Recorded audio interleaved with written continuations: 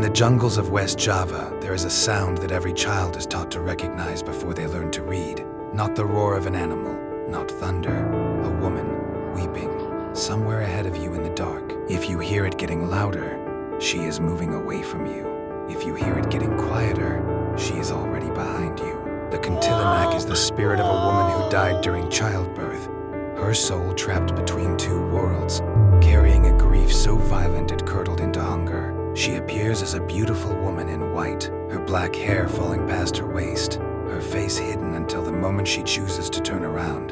In the oldest accounts from Borneo and Sumatra, villages built entire systems of rules around her. No man walked alone after dark.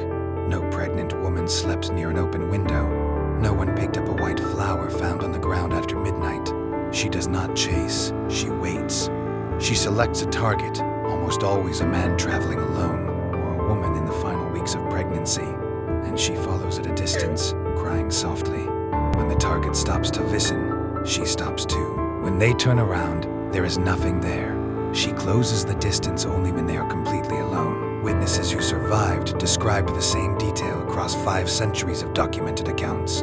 A smell of frangipani flowers, beautiful and overwhelming, arriving seconds before she appeared.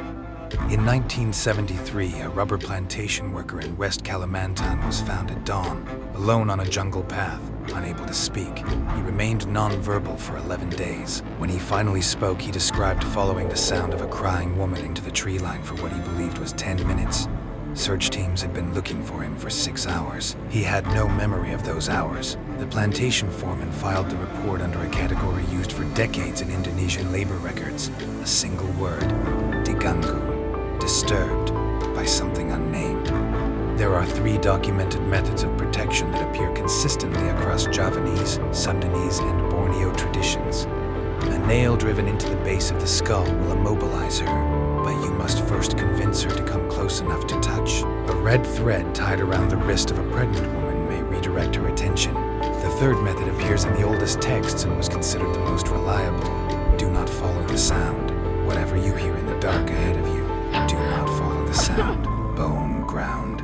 Every culture buries something.